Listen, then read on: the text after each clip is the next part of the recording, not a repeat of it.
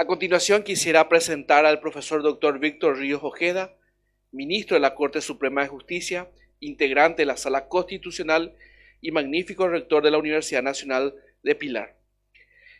Él es abogado por la Universidad Nacional del Nordeste de la República Argentina en el año 1998, doctor en Ciencias Jurídicas por la Universidad Nacional de Pilar.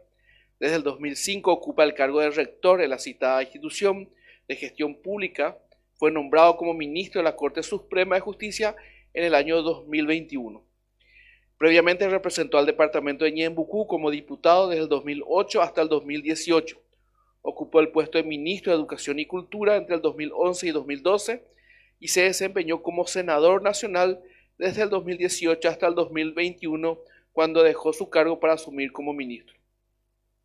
El doctor Ríos es igualmente especialista en Derecho Penal por la Universidad Nacional del Nordeste, Argentina. Ha participado en diversos congresos y seminarios en áreas como Derecho, Educación y Ciencias Sociales. Asimismo, cursó una maestría en Política y Gestión Universitaria en la Universidad Pompeu Fabra del Reino de España. Ha publicado el libro El concepto de la fuerza en la jurisprudencia de la Corte Suprema de Justicia, en coautoría con el profesor Nelson Pessoa en el año 2003. Asimismo, el libro La tentativa en el año 2007, Democracia y Garantismo en el año 2021. Fue profesor encargado de varias cátedras de la Facultad de Derecho y Ciencias Políticas de la UNP a lo largo de su trayectoria por la misma. Asimismo, estuvo como docente en las cátedras de Derechos Humanos, Filosofía del Derecho, Derecho Internacional Público, Política Internacional Contemporánea, Derecho Penal 1, Derecho Procesal Penal y profesor asistente del Derecho Penal 2. En la Facultad de Ciencias Contables y Administrativas estuvo en el cargo de profesor encargado de quiebras. Fue presidente de la Asociación de Universidades Públicas del Paraguay en los periodos 2005-2006 y 2008-2009. En el 2024 obtuvo el título de postdoctorado en Derecho por la prestigiosa Universidad de Bolonia, una de las primeras a nivel occidental en la República Italiana. El profesor nos disertará sobre el tema Dimensión epistémica del del proceso judicial. Profesor, todo suyo. Un fuerte aplauso, por favor, para el señor ministro.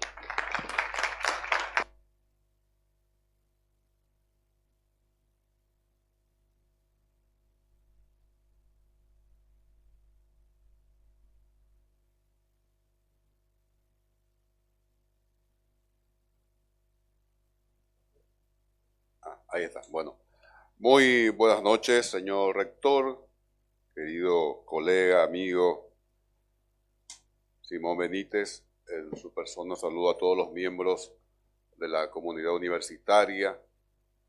Gracias por la invitación, doctor Cateura, y en su persona a todos los miembros de la prestigiosa Facultad de Derecho de la UNBES. Señor vicepresidente de la circunscripción judicial, en su persona a todos los magistrados, magistradas, funcionarios y funcionarias judiciales. Doctor Marco Aurelio, un gusto, un honor compartir con usted, y aprendí mucho más de derecho administrativo con usted ahora que en la carrera de grado. Entendí por fin, siempre el derecho administrativo me parecía una cosa árida, huía de derecho administrativo, había sido de fácil con la explicación de Marco. Bueno, voy a hablar de la dimensión epistémica del proceso judicial, que, como dice su título, es el proceso judicial como concepto. Es válido para los procesos de todos los fueros, civil, penal, laboral, administrativo, etc. Dijo el rector que para él es un tema nuevo, para mí también es nuevo. Tenía intuición sobre el tema, había cuestiones que nunca terminaban de cerrarme del todo, el tema procesal, sobre todo en lo que tiene que ver con la prueba, pero nunca tenía la herramienta teórica. Lo mismo con el auto de apertura a juicio. Yo discutí muchísimo, siempre le planteé a Binder mi objeción sobre la inapelabilidad del auto de apertura a juicio, igual que ese concepto de que la imputación no causa agravios. Si decía eso, porque nunca te imputaron. Así nomás. Eso es desconocer absolutamente la dimensión social que tiene siempre el derecho, que tiene siempre las categorías jurídicas y sobre todo las categorías procesales. Decir que la imputación a causa agravio no resiste el más mínimo análisis. Pero siempre perdía la discusión con Binder porque tampoco tenía la herramienta teórica, tenía intuiciones, tenía visiones generales.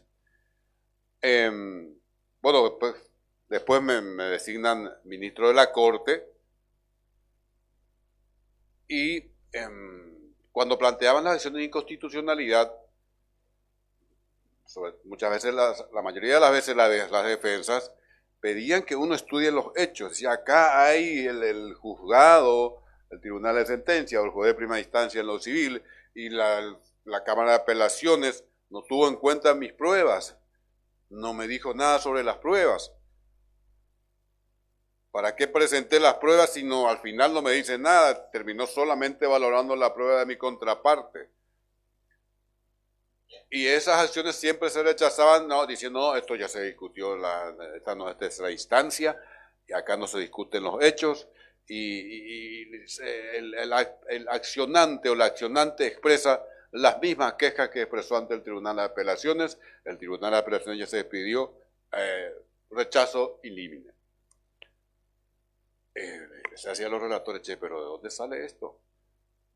¿Quién dijo que porque expreso la misma queja de la segunda instancia, no puedo, mi acción debe ser rechazada in limine? Y porque ya hizo, y sí, porque si me quejé en primera instancia, digo, esto me causa agravio, esto me afecta mi derecho constitucional, el juez no me hizo caso, me voy a la Cámara de Apelaciones y le digo, señores de la Cámara de Apelaciones, este hecho, esta situación afecta mi derecho constitucional, tampoco me hizo caso y por supuesto que mi queja va a ser la misma si es la que vengo sosteniendo desde primera instancia. O si no, decían, el accionante expresa un desacuerdo con las sentencias, simplemente es un desacuerdo con las sentencias, por lo tanto la acción de inconstitucionalidad debe ser rechazada. Y le digo, y por supuesto que no está de acuerdo. Si está de acuerdo con las sentencias de las otras instancias, no iba a plantear ninguna acción. Y les decía, si te plantea que valoraron mal las pruebas, tenemos que estudiar acá, hay una violación del derecho a la defensa. ¿Quién dijo que el juez debe valorar solamente algunas pruebas? ¿De dónde sale eso? Si todas las pruebas admitidas y tienen que ser valoradas de alguna forma y explicar por qué a una le doy más peso y a otra menos peso. Esto digo ahora, pero en ese momento les decía, aquí hay, vaya si no hay una violación del derecho constitucional de aquel prójimo cuya prueba no se tuvo en cuenta. Y empecé a hacer votos en disidencia diciendo que debe ser admitida la acción. Ahora casi tenemos un criterio, por lo menos ya no es motivo de rechazo estos argumentos. Bueno, estaba en esa hasta que me encontré con una conferencia de Jordi Ferrer, el profesor director de la Escuela de Girona, sobre teoría de la prueba, razonamiento probatorio, y explicaba la diferencia entre la teoría racional de la prueba y la teoría de la persuasión. Y ahí dije, acá está la solución, acá encontré. Y me inscribí en la maestría de Girona, que es la que estoy cursando ahora, no sé si voy a terminar por cuestión de tiempo. Tuve la suerte de construir una amistad con el profesor Ferrer, que está dictando ahora en la Escuela Judicial, cátedra en el primer diplomado en razonamiento probatorio que organizamos con la Escuela Judicial. Jordi Ferrer está dictando la clase. Jordi Ferrer sería hoy el Chiovenda, Cardeluti, Calamandrei, es un gran teórico del derecho, es en realidad filósofo del derecho, que trabaja temas procesales, específicamente temas probatorios. Bueno, y Girona, en una ciudad pequeña de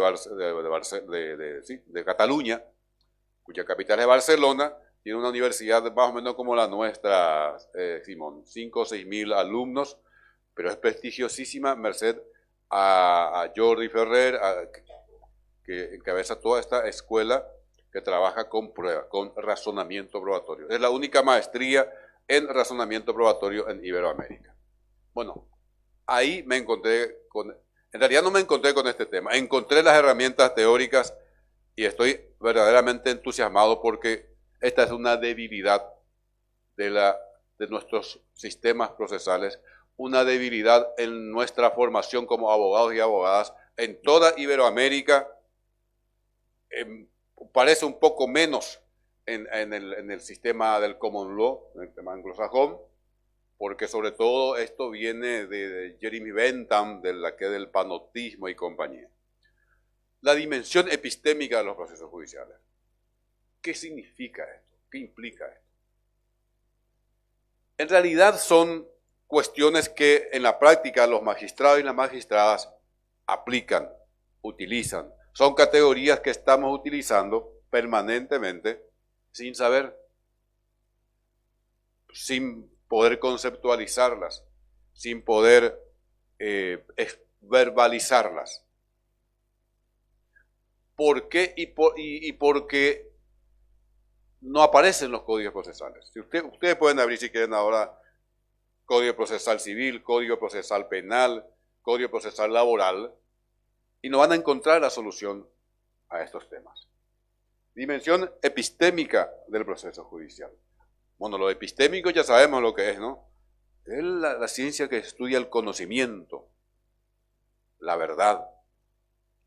Tiene mucho que ver con la investigación científica, con la metodología de la investigación científica, con el método científico, con la verdad, con el conocimiento. Y esto es esencial para poder resolver los casos. ¿Cuántas horas de metodología de la investigación tenemos en nuestra formación los abogados? ¿Cuántas horas de epistemología? Yo no tuve un solo minuto de epistemología en mi carrera. No sé cómo, pero yo no tuve un minuto de epistemología. Metodología de la investigación, ya a nivel de posgrado. Y van a ver que es un grave defecto de la formación de abogados y abogadas que hay que ir superando. Entonces, para resolver un caso, ¿es importante la verdad o no? Esta es la primera gran discusión. ¿Es importante la verdad en el proceso judicial, en cualquiera de los procesos judiciales? Algunos dicen que no. La teoría, algunos dicen, compara directamente al proceso judicial a una competencia deportiva. Damasca es un autor que habla muy bien de esto. Dice, es una competencia deportiva. Y el juez es como el referee, el árbitro, punto. Y bueno, y gana el que es más hábil. Pero si es injusto, eso no importa. Porque en definitiva lo que busca el proceso judicial es solución de conflicto. Y si con mi resolución judicial yo soluciono el conflicto, aún en contra de la verdad, y aún con una resolución injusta, ya está. Aquí en Paraguay, uno de los más conocidos en Iberoamérica, maestro que sostiene esta teoría, es Alvarado Belloso. Mi amigo, dirige un doctorado en la Universidad Nacional de Pilar, un doctorado en Derecho Procesal. Lo adoro, lo quiero, un gran maestro, pero no comparto con él su teoría. Dice claramente, no interesa la verdad, olvídense, es una fantasía, es una estupidez. ¿Qué es la verdad? ¿Quién decide lo que es la verdad? ¿Cómo vas a construir la verdad si cada uno tiene su propio concepto de verdad? Marco dice una verdad, Cateura sostiene otro concepto de verdad, el doctor Simón otro concepto de verdad, el doctor Bordón. ¿Y quién dijo que la verdad de uno, el concepto de uno de ellos es superior para imponer una sentencia judicial? Es una estupidez, eso es arbitrario, eso es autoritario. Y la verdad histórica ya pasó. La verdad es solamente cuando vos podés reproducir exactamente lo ocurrido. Pero eso ocurre una sola vez. Cuando Cateura le cortó la cabeza a Marco Aurelio, y pasó una vez, no vas a traer de vuelta, no lo vas a revivir a Marco Aurelio y Cateura que le corte de vuelta y lo vas a poder reproducir exactamente. Entonces eso no existe. Por lo tanto, es una filosofía autoritaria antiliberal, antidemocrática, pretender que el proceso descubre la verdad porque la verdad como tal no existe. Igual que la justicia. Igual que la justicia. ¿Qué es justicia? Y bueno, cada uno tiene su propio concepto de justicia. ¿Y quién soy yo para imponer mi concepto de justicia por el hecho de ser magistrado? ¿Y quién dijo que el concepto de justicia del ministro de la Corte es mejor por ser ministro que el concepto de justicia del ministro procurador? Entonces, olvídense. Vamos a ser prácticos. El proceso busca la solución de un conflicto. Punto. Está. Esa es una teoría. Tiene mucha fuerza en derecho civil. Fíjese, Alvarado Belloso, aquí en Paraguay hay cualquier cantidad de seguidores, alumnos, serían epígonos, ¿cómo se llama? Discípulos de mi gran amigo Alvarado Belloso. La otra corriente dice, no, señor. Como que la verdad no va a interesar. La idea de prueba no tiene sentido si uno no busca la verdad. ¿Para qué la prueba entonces? ¿Para qué el proceso nos pide que aportemos pruebas si la verdad no importa? ¿Para qué la prueba? Pero no queda ahí, dice Jordi Ferrer, que les decía, eres filósofo del derecho y la mayoría de los profesores de Girona que trabajan derecho procesal, sobre todo derecho probatorio, son filósofos. Primero son filósofos. Y ahí uno se da cuenta, ¿cuántas horas de filosofía damos en nuestra carrera? ¿Cuántas horas le dedicamos a filosofía al derecho? Y de ahí parte todo, de ahí parte todo. Uno no puede ser buen procesalista si no tiene una sólida formación en filosofía del derecho y en filosofía general, y en epistemología y en metodología de la investigación. Dice, ¿cómo que no interesa la verdad? Dice, si uno sostiene que la verdad no importa, se cae toda la teoría del derecho, no tiene sentido el derecho. ¿Y por qué? Esto es Jordi Ferrer, y yo comparto, dice, ¿qué es lo que busca el derecho? El derecho lo que busca es que nos comportemos, esto digo yo, entre comillas, civilizadamente entre nosotros. El derecho lo que busca es motivar nuestra conducta. El derecho lo que te dice es, mira, don Simón, usted no tome por costumbre cortarle la cabeza a cualquier prójimo que pasa frente a su casa, porque eso es homicidio. Y si usted comete homicidio, yo le voy a meter en la cárcel. Don Marco Aurelio, usted no tome como costumbre, entre comillas, corregir a su esposa, porque eso es violencia contra la mujer, etcétera, etcétera, y lo voy a meter preso. Por lo tanto, lo que busca el derecho es que uno motive su conducta de acuerdo a lo que quiere el derecho. O sea, no matar a nadie, no golpear a la esposa, no quedarse con la cosa ajena. Si uno dice que la verdad no importa, entonces no tengo por qué motivarme de acuerdo a lo que quiere el derecho. Simón no tiene por qué motivarse con la norma que prohíbe cortar la cabeza al prójimo, porque la verdad no interesa y lo que tiene que lograr es que cuando él corta la cabeza al prójimo, tiene que tener habilidad, tiene que tener recursos, encontrar métodos para que finalmente la sociedad, los jueces crean que fue Cateura el que le cortó la cabeza al prójimo y lo meten preso a Cateura y la sociedad se tranquiliza porque ya está preso Cateura. Solución del conflicto. Ahí hay una doble perversión. Metiste preso a un inocente y dejaste libre a un perverso homicida. ¿Eso es lo que quiere el derecho? No, dice. Por lo tanto, la verdad es esencial para que el derecho tenga sentido, para que el derecho tenga razón de ser. Ahora, ¿cada uno tiene su concepto de verdad? Sí, claro, es cierto eso. Pero eso es en filosofía, eso es una discusión filosófica teórica. Hay distintas teorías de la verdad. La teoría consensual que dice que la verdad es lo que consensuamos aquí entre nosotros. La teoría pragmática que dice, no, la verdad es aquella verdad que soluciona un problema. Entonces el meterlo preso a Cateura solucionó el problema, esa es la verdad. Y todos consensuamos aquí, porque hubo una campaña mediática, porque hubo todo consensuamos que él es el autor del homicidio, teoría consensual de la verdad. Hay una teoría de la coherencia, pero lo que se sostiene aquí es lo que se llama teoría de la correspondencia. ¿Qué es la teoría de la correspondencia?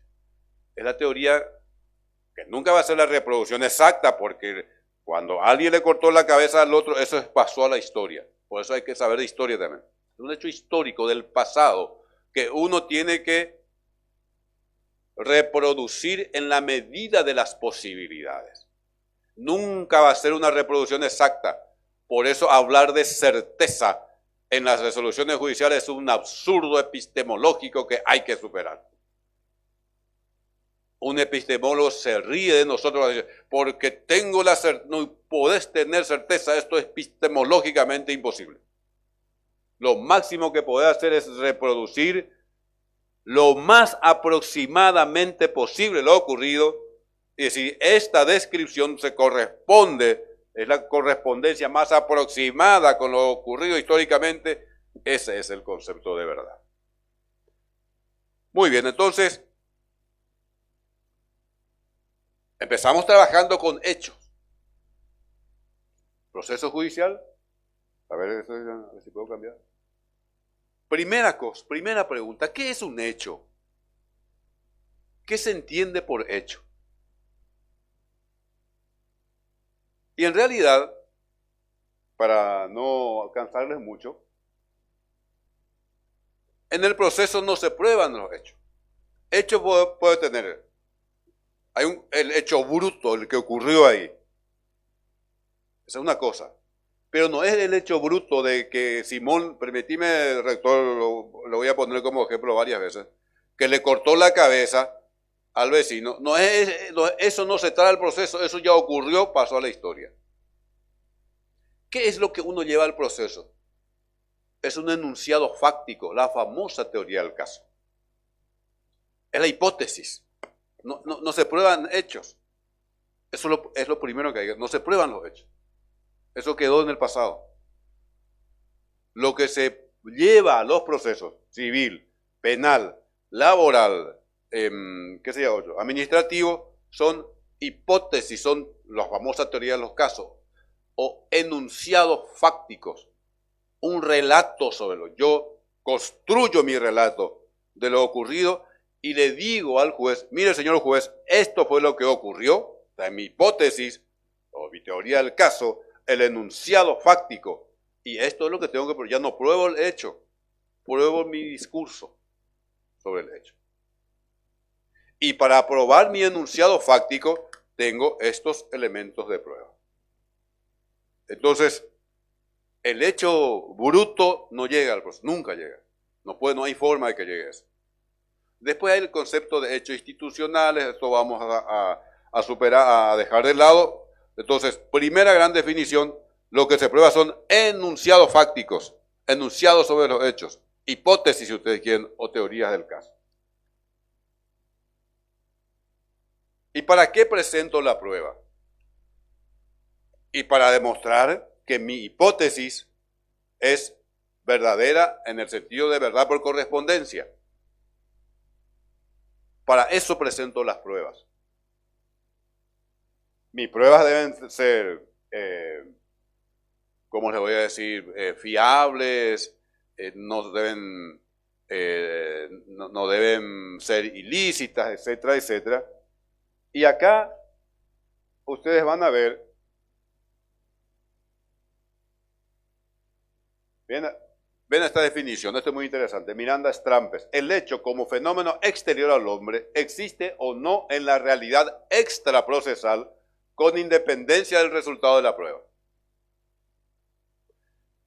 ¿Por qué dice esto? Porque yo puedo tener un enunciado equivocado sobre lo ocurrido, pero llevo pruebas suficientes y demuestro que mi hipótesis es fiable. El juez puede decir, está comprobado, y saca una sentencia, y puede ir en contra del hecho bruto extraprocesal ocurrido, porque eso ya quedó en el pasado. Pero les decía, la prueba tiene que reunir las características de cualquier elemento de una investigación científica para poder demostrar una hipótesis, por ejemplo, para una tesis. Pero no es comparable la diferencia con la investigación científica, no está en el proceso, en los pasos que uno debe seguir. La metodología es la misma. Hay una dimensión normativa del proceso judicial que no tiene la investigación científica. Primero, no todas las pruebas se pueden admitir. Por ejemplo, la confesión, el pariente no puede ir a declarar en contra de un proceso civil. Hay un plazo dentro del cual uno debe producir las pruebas. Se venció el plazo y venció el plazo. Estas se llaman medidas contraepistémicas. Muchas veces, el que mejor conoce lo que ocurrió es la mamá del imputado. La que mejor conoce es la mamá del imputado, o el papá, o el hermano. Entonces dice, bueno, pues si uno dice que el objetivo de la prueba es la verdad, estos son los mejores elementos para descubrir la verdad, pero hay un valor superior que tiene que ver con la dignidad humana, derechos humanos. En estos casos, ellos no pueden ser obligados a declarar, entonces eso se llaman medidas contraepistémicas. Lo mismo con los plazos. Se venció el plazo, por más que uno diga, en realidad si un año seguimos trabajando en este proceso judicial, podemos descubrir la verdad. No, tampoco al infinitum. Entonces son medidas contraepistémicas. Por eso, ahí está la diferencia del proceso judicial de un proceso de investigación científica común. Entonces yo me llevo mi hipótesis. El fiscal lleva su hipótesis sobre el hecho, la defensa trae su hipótesis y trae sus elementos de prueba. Cada uno dice, estos son los elementos de juicio que yo tengo para probar mi hipótesis. Puede ser que las dos hipótesis no reproduzcan exactamente lo que ocurrió, pero es lo que llega al proceso. Es lo que llega al proceso.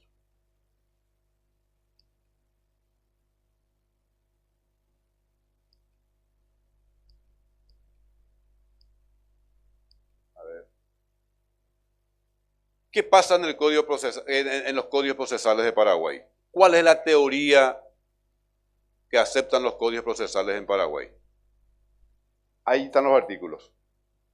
CPC, Código Procesal Civil, 175, 247 y 269. Código Procesal Penal, artículos 397 y 400. Código Procesal Laboral, artículos 129 y 138. Todos estos códigos hablan de la verdad. Entonces, muy bien, nuestros códigos procesales hablan de la verdad. Ahora, ¿nos enseñaron qué es la verdad? ¿Qué teoría de la verdad adoptan nuestros códigos procesales?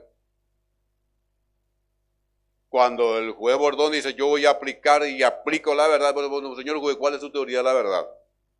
¿De dónde aprendió usted esa teoría? ¿Por qué dice que esta es la verdad? ¿De dónde salió esto? Porque no es la verdad dogmática de la religión. Para nosotros que somos cristianos la cosa está solucionada. Jesús ya nos dijo, yo soy el camino, la verdad y la vida. Terminó toda discusión. Pero esto no es. Por lo tanto, vemos que para nuestros códigos procesales, la verdad, o sea, para el proceso judicial en Paraguay, la verdad es central. En consecuencia, nuestros procesos judiciales, además de solucionar los conflictos, tienen que buscar siempre la verdad. En este caso, yo por lo menos soy partidario de la teoría cognoscitivista o la teoría de la correspondencia de la verdad. No porque uno consensúe algo, esa es la verdad. Uno tiene que tratar de reproducir lo ocurrido realmente lo más aproximadamente que se pueda.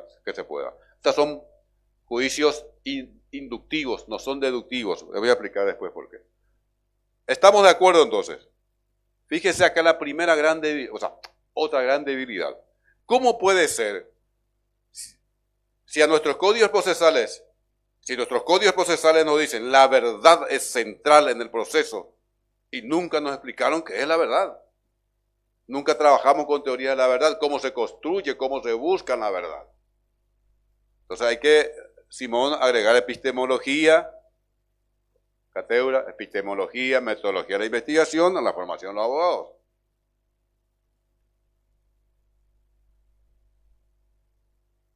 ¿Verdad por correspondencia? ¿En qué consiste? Carácter aproximado de juicio sobre la verdad. Yo ya dije, nunca hay certeza absoluta. El juez termina diciendo, esto es lo más aproximado, lo más creíble, y por lo tanto, considero que esta es la verdad.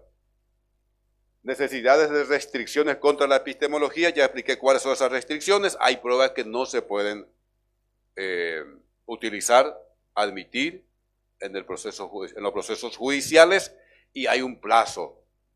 No se puede estar per secula seculorum investigando. Relativismo conceptual de la verdad por correspondencia, y sí, no hay verdades absolutas.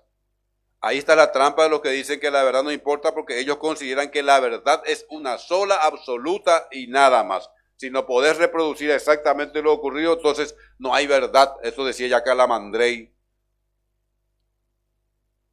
Y con ese criterio imposible, nunca va a haber verdad, porque ocurre una sola vez el hecho.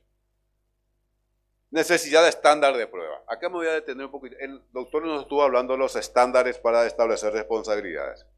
¿Qué son los estándares de prueba? Yo les pregunto a todos los que están aquí, sobre todo a los colegas magistrados, ¿cuándo consideran ustedes que está probado un hecho? ¿Qué toman como parámetro? Si va un solo testigo y dice, yo se costa, se mandó a poner ahí, se le sabe algo, pues igual se mandó. 10 años con el asunto ya. Se le sabe costa, ayme, seguro. Ya podemos considerar ya suficiente. Y si me dicen que no, y yo le pregunto, ¿y por qué? Y si me dicen que sí, ¿y por qué? ¿A partir de cuándo consideramos probado un hecho en un proceso judicial? Le pregunto. ¿Qué nos dice el Código Procesal sobre eso? La sana crítica. ¿Y qué es la sana crítica? Hay que estar bien en la cabeza. ¿Qué es la sana crítica?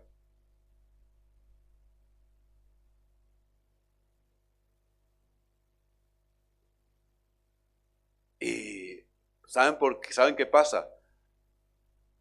Porque nosotros adoptamos la teoría de la persuasión de la prueba. Es la teoría de la persuasión. Dice la convicción del juez. Yo estoy convencido y punto. Y nuestros códigos procesales en eso tienen una grave contradicción, porque te dicen por un lado, el juez formará su convicción de acuerdo a las reglas de la sana crítica. ¿Qué es la convicción? Es algo subjetivo. Entonces, si la verdad es la convicción del juez, estamos muertos. Porque Simón puede convencerse de una cosa, Bordón de otra cosa, Cátedra de otra cosa, Marque otra cosa. ¿Cuál de las convicciones vale? Y todas son válidas. ¿Y para qué vas a apelar entonces? Porque, ¿qué pasa si el tribunal dice, pero yo me convenzo de otra cosa y mi convicción es la que vale porque yo soy tribunal de apelaciones? Y apela a la defensa y va a la sala constitucional, nosotros sí que somos la máxima autoridad, luego su excelencia me mete. Y nuestras convicciones son las que valen. Y nosotros nos convencemos de otra cosa. ¿Les parece este un sistema razonable en un Estado de Derecho? No. No, y a esto nos lleva nuestros códigos procesales.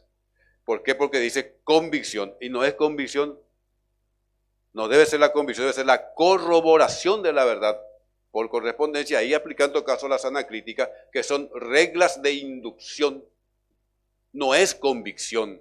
Eso es un absurdo, eso es juicio por ordalías, son juicios de Dios. Así es que dejen de enloquecerse con los juicios por jurado de Estados Unidos, es la peor barrabasada que hay. Que el pueblo juzga ahí, y el juicio por jurado dice culpable, no te explica por qué. Te condenan a muerte y punto. Por eso no se admiten las apelaciones. ¿Sabía usted? Solamente dice, se pueden plantear recursos sobre cuestiones de derecho. El hecho no. Fíjense lo absurdo del asunto. ¿Y por qué? Porque la teoría que rige ahí es la teoría de la persuasión de la prueba, no la teoría racional o cognitivista. Por lo tanto, el jurado se formó la convicción de que sos culpable, condenado a muerte. Y no te explica por qué. Y no hay por qué apelar porque la convicción de la Cámara de Apelaciones no tiene por qué ser superior a la convicción del jurado. Sobre todo y encima rige el principio de inmediación. Ellos estaban ahí viendo en el momento de la producción de la prueba y el principio de inmediación es sagrado. ¿Cómo el Tribunal de Apelaciones va a inmiscuirse en la valoración de la prueba si no estuvo presente en la producción de la prueba? Y el juez que estaba ahí, Cateura con Marcos, estaban ahí, ellos eran jueces y estaban viéndolo al testigo declarar, ay no, testigo falso. ¿Es así o no es así? Hay un testigo falso, no demostráis seguridad. La psicología del testimonio, ¿saben qué demostró? Que no hay cristiano que no sude, que no tiemble, ciudadano honesto, trabajador, vive su trabajo, un buen padre de familia, y de repente es convocado a juicio oral y público. Entra a la sala, sentado ahí, 3 grandotes vestidos de negro, 3 cuervos grandotes y todo de negro, saco negro, todo negro. Se sienta ahí, ella le da un fulano, ese era Constancio. Don Constancio, ande pico, yo habe libremente, yo, ¿cierto vaina? Porque en de Yapuno, falso testimonio. A ver, otra cárcel, ve. Maico me nururina, y pues cristianos nururian de socorro. ¿Cómo veo yo ahí qué? ¿Quién es el que no tiembla? Y el sinvergüenza, que no le importa nada. Por eso me estoy yendo un poquito, pero tengo que decir esto. El famoso polígrafo, la peor estafa científica. El polígrafo es el detector de mentiras. Porque dice que se pone todo el aparato y te dice, usted mató a su padre. Y si te alteras, culpable, está mintiendo. ¿Quién va a ser el que no se altera si te están acusando de que mataste a tu padre? Y seguimos usando ahora, Marco. Vamos a explicar a la policía. En la segunda mitad del siglo XX ya se demostró que es una estafa científica. ¿Cómo no te vas a alterar? Acaban de asesinar a tu papá. Y después te toman a vos, te ponen y le dicen, usted mató a su padre. Pues por supuesto que te vas a alterar. Habiéndolo matado o no habiéndolo matado. Igual que la cámara Gesell se está abandonando, les cuento. Una cosa increíble. No resiste el mínimo análisis. Entonces, principio de inmediación, la misma cosa. ¿Qué tiene que ver? Yo puedo estar presente y me dejo llevar por prejuicios. Yo realmente creía, hasta que leí psicología al testimonio, que el que suda es un yapú. Y que debe meterlo, y no le voy a creer su declaración, entonces le creo a ella que no sudó. Había sido la ciencia, dice otra cosa.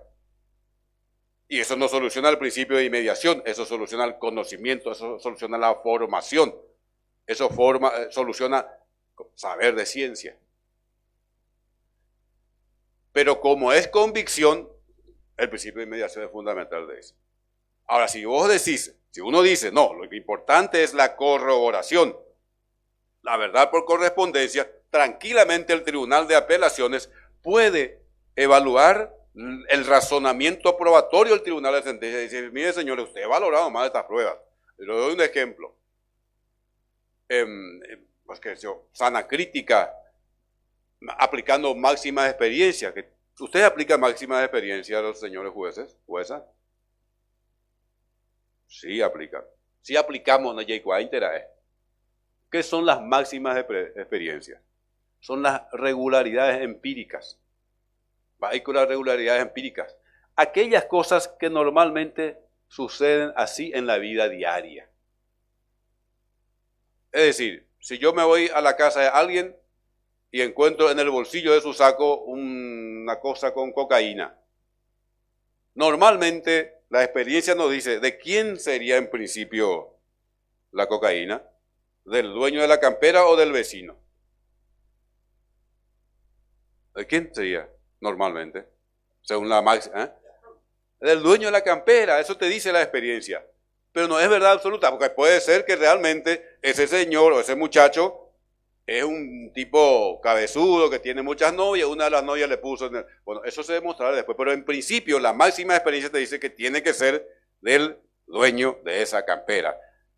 Y por eso uno hace una imputación. Por eso no nos dice en el código. Bueno, hablando de eso, nosotros tuvimos que resolver hace poco la siguiente causa. Era un caso de lesión con arma con cuchillo, de Yecutú, en una esquina de una ciudad. Y había un solo testigo. El testigo describió lo ocurrido, describió lo que vio dentro de sus posibilidades, y el tribunal de sentencia decide absolver al acusado. ¿Y sabe por qué, decano? Dice el tribunal de sentencia, muy interesante su razonamiento, dice, el testigo presencial, dice, relata lo ocurrido y dice que pudo ver lo acontecido porque en ese momento pasó por el lugar en una motito, esas motitos Zanella, no sé cuál es la marca, ese motito de mujeres le decimos los machistas, ¿verdad? El scooter, así, pasó por el lugar en la motito, llevando una escalera de albañil y un balde de albañil colgado acá por el brazo y manejando la moto. Y dice el tribunal de sentencia, por unanimidad, la experiencia nos dice que eso es imposible. Entonces yo dije, bueno, evidentemente no sé dónde vive, porque por lo menos en Pilar, no sé, Villarrica, en la moto va el que maneja la moto, su esposa actual, su esposa pasada, su hijastro, su suegra y el cuarto de chancho para que van a... Y la escalera lleva a la suegra. ¿Es así o no es así en la experiencia cotidiana? Sí. Entonces yo voté por la anulación, dije que aplicó mal la regla de experiencia. Eso no está en los códigos. Aplicó mal una regla de experiencia, es al revés. Con la pequeña escalerita de Vivaldi, es lo más común, lo más corriente. Pero ¿por qué se puede? Porque uno parte de una teoría de la verdad, entiende, o sea, trata de entender la dimensión epistémica del proceso, pero eso uno no encuentra en el Código Procesal Penal. Pero hay que manejar bien teoría de la verdad. Máxima de experiencia. Nos manejamos todos los días por máxima de experiencia. Para imputar el fiscal y normalmente aplica máxima de experiencia. Siguiendo. Ya expliqué teoría de la valoración racional versus teoría de la persuasión. Si uno dice que él hace valoración racional, no tiene que hablar, el juez no tiene que decir, formé mi convicción. Si uno dice formé mi convicción, es persuasión, ahí estamos fritos. No hay forma discutible. Ahora, si es valoración racional, uno puede hacer un control lógico, ahí sí sana crítica, un control lógico de si estuvo valorando bien, si extrajo las consecuencias lógicas, razonables de los elementos de juicio. Valoración libre y racional. Eso es sencillo. Antes existía, digamos, las pruebas legales, las pruebas tasadas. Dice, esto si trae 2 testigos o valema. Vamos a ver, uno entero perdés, 2-1. Tiene razón el que presentó 2 testigos. Así era en algún momento.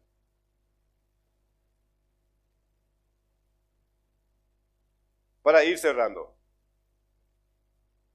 Para que vean que el proceso judicial y la vida es casi lo mismo. Vivimos haciendo conjeturas, descubriendo cosas, explicando, prediciendo sobre hechos. Todos los días hacemos eso. Para viajar a Asunción a ver por dónde será, ahora es más fácil tener GPS, ¿verdad? ¿Por dónde va a ser? Y uno calcula, pero ahora me dice que es más rápido por Paraguarí, pero teniendo en cuenta que dentro de 1 hora se va a descomprimir la ruta ahí por Cacupé, todo por el lado. ¿Qué uno estuvo haciendo ahí? Estuvo haciendo conjetura, estuvo haciendo predicciones. Si se cumple o no, es otra cosa. Lo mismo pasa en el proceso judicial. Si uno puede decir, si él es inocente, va a declarar. Pero es una predicción absurda. es inocente, no declaráis. Es una máxima de experiencia equivocada. Uno cree que solamente los culpables se callan. A veces el inocente se calla, tiene derecho. Entonces, y aquí para cerrar, ¿desde cuándo uno considera que un hecho está probado? Grados de corroboración de la verdad. Aquí está, existencia de regularidad, máxima de experiencia, y de eso uno infiere el hecho que considera probado. Voy saltando porque espero que me inviten para hacer el diplomado aquí y vamos a desarrollar punto por punto. Máxima de experiencia para tomar decisiones sobre los hechos. Inferencia probatoria conceptual. Inferencia probatoria empírica. Inferencia probatoria normativa. Por ejemplo, los sujetos X e Y, padre e hijo, fallecieron en el mismo accidente automovilístico y no consta quién falleció primero. Hechos probatorios, elementos de juicio. ¿Qué ocurre en ese caso? Si se duda entre dos o más personas llamadas a sucederse quién de ellas haya muerto primero, a falta de prueba, se presume muertas al mismo tiempo. Esta es una inferencia normativa, no tiene nada que ver con la verdad, pero alguna solución hay que darle. Alguna solución hay que darle. Pero quiero detenerme en esto. ¿Desde cuándo uno considera probado un hecho? Y aquí es donde hay que trabajar con estándares probatorios. No sé si tengo por aquí, les quería mostrar. No, esta es la sana crítica después. ¿Qué son los estándares probatorios? Y son reglas que uno establece para decidir a partir de dónde considera que un hecho está probado. Y ahí es a partir de donde uno considera que existe verdad para tomar una decisión del proceso. ¿Y qué es? Y tiene dos dimensiones que no voy a desarrollar. Tiene una dimensión metodológica, epistémica, y tiene una dimensión político, ético, social. ¿Qué significa esto? Uno tiene que saber valorar, por ejemplo, el testimonio de la víctima. ¿Hasta dónde es válido el testimonio de la víctima? ¿Siempre dice la verdad o siempre miente? No, hay que ir valorando en cada circunstancia. Hay que saber su grado de estrés, hay que saber si habló con el abogado que la estuvo preparando para declarar. Todo eso es muy importante a la hora de valorar las pruebas, individual y de manera conjunta. Entonces, dice, valorando estas pruebas individualmente y en conjunto, yo considero que está corroborada la verdad de la fiscalía o la verdad de la querella o la verdad de la demanda o del demandado. En derecho civil, a nivel del mundo anglosajón y bastante también del mundo iberoamericano, rige el estándar de prueba en la mayoría de los países que se llama la teoría de la hipótesis prevaleciente. ¿Qué significa esto? Dice, en derecho civil, en el proceso civil, uno tiene que considerar que está probada la hipótesis, el enunciado fáctico o la teoría del caso de la parte que ha presentado mejores pruebas, que ha presentado pruebas más concluyentes, más fiables que la otra parte. No quiere decir que la otra parte no presentó nada de prueba. Pero uno dice, a ver, pero finalmente la demanda tiene un peso probatorio más importante. Entonces su hipótesis prevalece sobre la hipótesis del demandado y fallo en este sentido. Esto, con algunas modulaciones, se acepta en la mayoría de los países. Pero en materia penal nos rige el mismo estándar de prueba. Esto es lo que yo nunca entendía cuando discutíamos sobre juicio político, cuando decían, tiene que regir el debido proceso. Dice, no es lo mismo que el proceso judicial. Es cierto, no es lo mismo, pero tiene que ver con esto del estándar probatorio. En derecho penal, para que uno considere probado un hecho, la prueba te tiene que conducir más allá de una duda razonable, dice. No basta que el fiscal presente mejores pruebas que la defensa. La prueba del fiscal te tiene que eliminar toda duda razonable sobre la inocencia del acusado. Puede ser que presente mejores pruebas el fiscal. Puede ser que presente pruebas más fiables, más creíbles, pero no eliminó de la cabeza de los jueces la duda sobre la inocencia del acusado. Puede ser que sea la hipótesis prevaleciente, pero no es suficiente para condenar. Esa prueba del fiscal te tiene que conducir más allá de toda duda razonable sobre la inocencia del acusado. ¿Y por qué esto? ¿Es más fuerte la verdad en el proceso penal que en el proceso civil? ¿La función de la verdad en el proceso penal que en el proceso civil? O mejor dicho, ¿es más fuerte la decisión sobre las personas en el proceso penal que en el proceso civil? ¿Sí o no? Sí. ¿Qué pasa cuando uno considera probado el hecho de homicidio? ¿Cuál es la decisión? Cárcel. Entonces, ¿es razonable que uno sea más exigente para considerar corroborada la verdad en el proceso penal que en el proceso civil?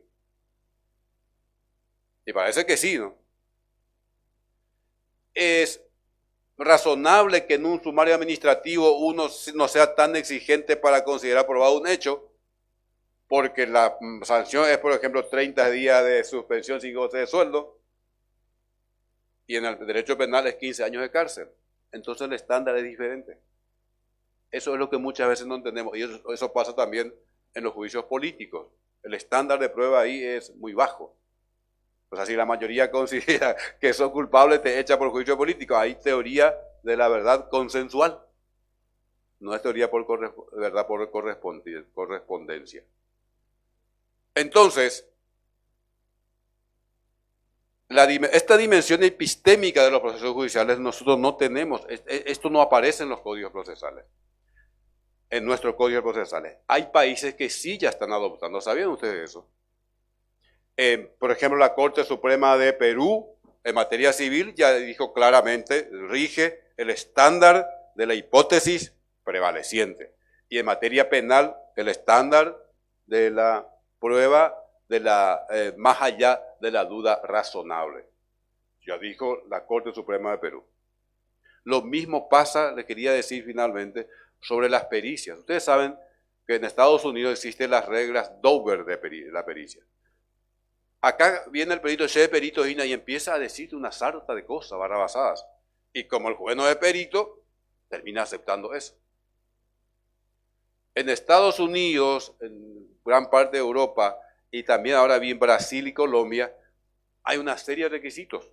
El perito tiene que demostrar sus estudios, tiene que decir qué paradigma científico adopta Simón, qué metodología aplica, si su metodología ha sido sometida a control de pares, si la comunidad científica reconoce esa metodología como válida, si ha sido sometida a proceso, ¿cómo se llama eso que usa Popper? Proceso de falsación, de reputación, si superó los procesos de falsación y reputación, si él tiene experiencia, si es reconocido, si publicó artículos científicos, si sus artículos científicos fueron publicados en revistas indexadas, no en las revistas predatorias. Todo eso debe demostrar el perito. Si no demuestra eso, no, señor, lo lamento, usted no puede ser perito. ¿Hacemos eso en Paraguay? No. Y en países como Estados Unidos, aún con ese nivel de control, se ha demostrado un alto porcentaje de error judicial por pericias falsas o por pericias sobrevaloradas y por testimonios no falsos, testimonios erróneos. En materia de pena de muerte, hay en Estados Unidos, esto conoce Marco, se llama, el proyecto se llama Innocent Project, el proyecto de inocencia, que se dedica a estudiar los casos de errores judiciales. ¿Saben cuánto por ciento de error judicial en materia de pena de muerte? 6% de errores demostrados, reconocidos por los tribunales, con toda la dificultad que hay para revisar una sentencia firme y ejecutoriada. 6%, y algunos te dicen, Michetereínico, de 100, 6 ejecuciones equivocadas. Y le dije, porque no estuviste entre los 6, viejo. Pero al ser casos de errores reconocidos por las máximas cortes, uno puede suponer que por lo menos el doble es, porque es dificilísimo. En materia de abuso sexual, 40% de error. ¿Por qué? Porque es muy fuerte el testimonio de la víctima. Porque es muy fuerte que diga, la cámara Gesell arrojó esto.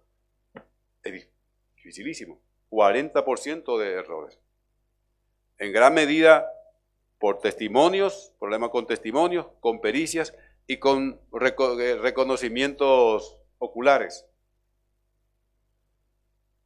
Por lo tanto, estos son algunos de los elementos de la dimensión epistémica del proceso judicial. Bueno, pero hay que aplicar la sana crítica. Ambas es la sana crítica. Esto les leo finalmente y nos vamos. Espero que no me odien, sobre todo los chicos, no se asusten, esto es apasionante. ¿Qué es la sana crítica? Este es un trabajo de un profesor que se llama Daniel González Lagier, doctor Cateura. Pueden entrar a YouTube, lo buscan a él. Es un filósofo de altísimo nivel, así de nivel de Atienza y compañía. Y él hizo este trabajo que nos presentó en el curso. Dice, ¿qué es la sana crítica? Y hace de esta manera, dice, hay reglas de la sana crítica relativas a los hechos probatorios, porque las pruebas finalmente son hechos sobre hechos. Dice, ahí está, 4 reglas, por ejemplo, cuanto más elementos de juicio tengamos a favor de una hipótesis, mejor confirmada estará esta. O sea, viene el perito, viene el testigo, la víctima, etcétera, etcétera, el informe policial, todos apuntan a la hipótesis esta, dice, bueno, acá sí razonablemente puedo pensar que esta es una hipótesis confirmada. Cuanto más variados sean los elementos de juicio, es decir, que añadan información que permita eliminar hipótesis alternativas, mejor confirmada estará la hipótesis. Repito, testimonio, pericia, máxima de experiencias, todos estos elementos juegan a favor de la hipótesis de la fiscalía, entonces dice, esto está eliminando cualquier otra hipótesis alternativa o la hipótesis de la inocencia del acusado. Bueno, seguimos para. Después hay, acá está, reglas de la sana crítica relativas a las máximas de experiencia. Esto anote bien, por favor, sobre todo los chicos, porque muchos confunden sana crítica con máxima de experiencia. No es lo mismo, no es lo mismo, aquí está. Dice, cuanto mejor fundada estén las máximas de experiencia en generalizaciones inductivas, más sólida es la hipótesis. Por ejemplo, este ejemplo de todos lados. Yo me fui a pescar, ya demasiado ejemplo yo le puse al rector. Bordón se fue a pescar con Cateura, ahí por el río Paraná, se fue a Pilar junto al rector de la universidad. El rector de la universidad siempre muy solidario, muy polleral, puso la lancha, las carnadas, todo, y se van al Paraná, ¿verdad? Y después dice Bordón, no, yo sé manejar, no hace falta el vaqueano, me voy solo. Entonces se van los dos. Y después vuelve él. Y no vuelve Cateura. Y dice, bueno, a ver, doctor Bordón, pero ¿y va Vico Cateura? Paraná me voy a ahogar. Ah, ¿en serio? ¿Y usted no avisó? No avisáis. A tu chitiaña mondilla paralizaste hoy. Y usted tenía el celular, arecola ese celular, allí hoy, pues la patrona se controlaba manteja la cancha de fotos, selfie, me agarra todo. Entonces, dice, pero ¿y por qué usted no llamó? Y me paralicé. Allí paralicé. ¿Y cómo fue que cayó? Justo mañana ya a otro lado y usted no intentó salvar a Hashendal Tacuay hoy. Bueno, y después ayer recuperé de mí, manejé la lancha hasta la costa pero ¿y por qué no fue todavía la policía? Y todavía no tengo el coraje para ir y menos el coraje para llamar a la familia. Y de ver una gotita de sangre por la camisa. ¿Qué dice la máxima experiencia? ¿Hay que creerlo a él o hay que imputarlo? A ver, alumnos, ¿ustedes qué harían como fiscal? Claro, para imputar, porque la máxima experiencia te dice, ¿sabes qué? Que se paralizó, que no llamó nunca, bla, bla, bla. El único que estaba, y te dice, la regularidad empírica es que tiene que ver con la muerte. Después hasta puede ser que demuestre lo contrario, pero para empezar, esa es la máxima experiencia. Hay muchísimos, las generalizaciones, en la generalidad de los casos, es responsable, por lo tanto tengo que imputar. Esa es la máxima experiencia. Muy bien. Y finalmente, reglas de la sana crítica relativas a la hipótesis a probar. La hipótesis no debe ser refutada ni directa ni indirectamente. No deben quedar refutadas las hipótesis que serían verdaderas si se acepta como verdadera la hipótesis principal. ¿Qué quiere decir esto? Si yo sostengo la hipótesis de que Bordón fue el que tuvo que ver con la muerte de su amigo Cateura, esa hipótesis no tiene que ser refutada por la hipótesis que dice, no, en realidad aquí hay una complicidad y Cateura se fugó a la Argentina. Y después envían una foto allá desde Corrientes, él tranquilito ahí en el casino jugando. ¿Refuta la hipótesis de la que deducimos a partir de la máxima experiencia? Sí. Entonces ahí, sana crítica. Y esto aplicamos todos los días, solo que no conceptualizamos. Por lo tanto, para cerrar aquí, porque se me hizo muy largo el rector, pido disculpas. La invitación es que, señor decano, señor procurador, como director de posgrado de la Facultad de Derecho de la facultad más importante de Derecho del país, en serio tenemos que empezar a trabajar con esto del razonamiento probatorio. Tenemos que mejorar la formación epistémica, metodológica de los abogados y abogadas para tener procesos judiciales más justos. No puede haber procesos judiciales justos si uno no maneja bien esta dimensión de los procesos que uno no encuentra normalmente en los códigos procesales. Podemos lograr incluir inclusive esta regla de la sana crítica en una futura ley, pero para eso, como dijo Cateura, la comunidad científica, jurídica científica, tiene que generar una nueva cultura y convencer a los legisladores de la importancia de legislar estos aspectos para que tengamos procesos judiciales más justos, más acorde con el Estado constitucional de derecho, más acorde con la democracia, porque esto en definitiva tiene que ver con un Estado de derecho, con un Estado constitucional de derecho, tiene que ver con la seguridad para el ciudadano, porque por eso muchas veces no entienden. Va condenando, explicar y yo no entendí la ICOI, porque tampoco pudiste explicar, te fuiste por la convicción. Y viene don Ambrosio y te dice, él vio que hay jueces condenados, ahí me he convencido de culpables, ahí no hay forma de discutirte porque es tu convicción. Ahora, si uno le dice, le explica, con prueba no viene contra, él te puede decir, pero no con prueba, hice contra, ese favor, pues, ya examina. Esto es el diálogo propio de la democracia que tiene que traducirse en los procesos judiciales. Tiene que haber diálogo, tiene que haber la famosa igualdad de armas. Sobre esto se trata mi tesis postdoctoral en Bolonia. Ese es el proceso judicial propio de una democracia, de un Estado constitucional de derecho. Nosotros todavía como facultad de derecho tenemos esa deuda, pero no solamente en Paraguay. Esto no es un problema de Paraguay, es problema de toda Iberoamérica. En el mundo anglosajón están más adelantados los estudios probatorios, solo que ellos mantienen el juicio por jurado, entonces no les sirve para nada la academia, no le hacen caso a la academia.